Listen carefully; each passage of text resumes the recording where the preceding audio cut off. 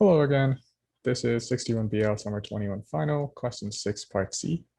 So in this question, I'm given an array that's going to be heapified into a heap. Um, and there are four unknown values, right? W, X, Y, and Z. And we basically want to assign values to W, X, Y, and Z such that the array that I end up getting is fully sorted, right?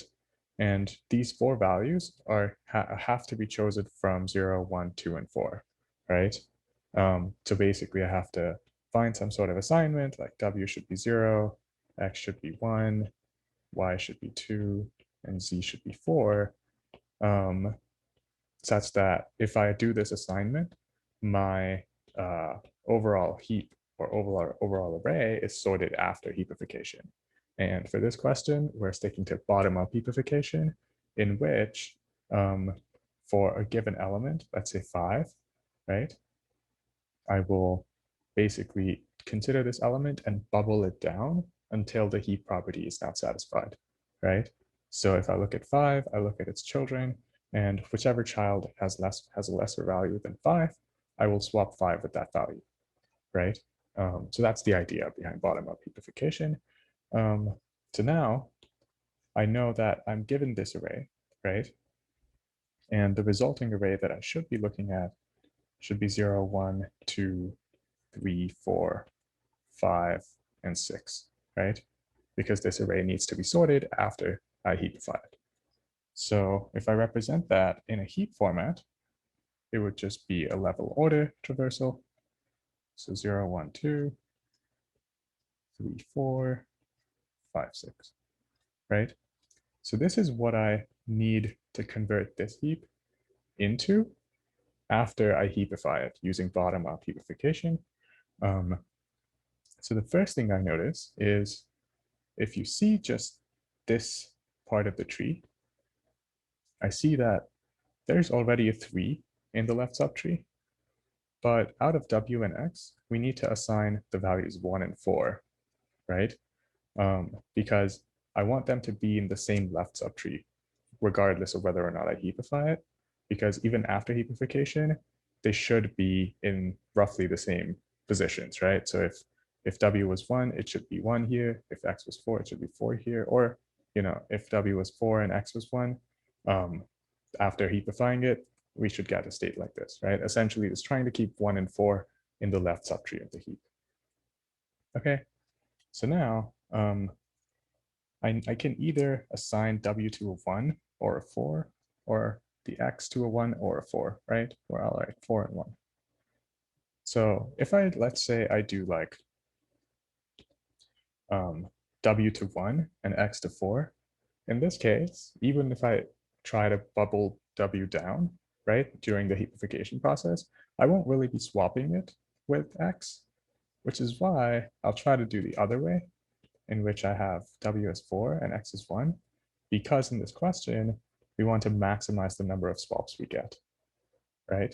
So if I assign W to 4 and X to 1, after heapifying it, these two values will swap, and I'll end up getting something like this.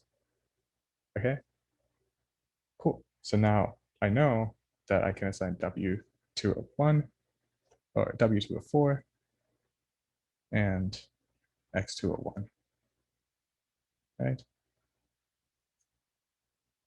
Again, I would still end up getting a sorted array regardless of what the order of these elements was, right? So W could have been 1, but because we want to maximize the number of swaps here, we want as many swaps as possible.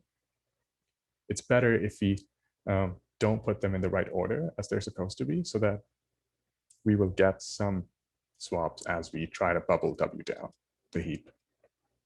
Okay, now out of Y and Z, I'm only left to choose between 0 and 2, right? And right now, I'm not entirely sure what those values should be. So I'm just going to try both of them and run through the heapification process to try and see what those values could be. Okay.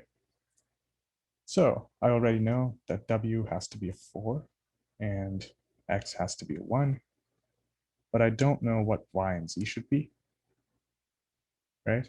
So for simplicity, let me just set y to, um, let me just set y to a 2, okay? And z to a 0, okay? Now, I start heapification from this element 5, just the last element of the second to last level, which is 5 in this case, right? And I will compare y and z. So let me just remove y with 2 and z with 0, okay? So when I compare 5 with the values of its children, 5 will swap with 0 because 0 is the smaller value, and I'll get something like that. Then for the next element to heapify or to bubble down, I'll look at 4. 4 will swap with 1. That's my second swap, right? So I got 1 with 0 and 5, the second with 1 and 4. And then I'll try to bubble down 6, right? So 6 will swap with 0 because 0 is less than 1. I'll get my third swap. And then out of 6, out of 2 and 5, 6 will swap with 2 because 2 is less than 5, right? And it is obviously less than 6 as well. So we will swap 2 and 6 for our fourth swap. And now I'm done with my heapification process, right? Meaning I have this final heap that satisfies all the min heap properties that we know of, right? But then if I try to represent this heap as an array, just going through level order, so like just looking at 0, then 1 and 2, and then 3, 4, 6, and 5, I will end up getting a non-sorted array, right? It's close to sorted, but it's not exactly what we want, right? The 5 and 6 are in different positions. This tells me that instead of setting y to a 0, or yeah, y to a 2, I should set it to a 0 instead, right? Okay, so now I have just to confirm my final solution, I have a 4 here, 3, 1, 5, and then y is now a 0, and z is a 2 this time. Now if I just heapify it, 5 would swap with 0, right? That's my first swap.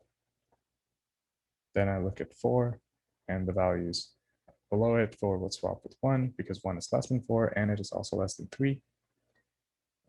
That's my second swap. And then I would look at 6 and its children. So 6 would swap with 0 because 0 is less than 6 and it's less than 1.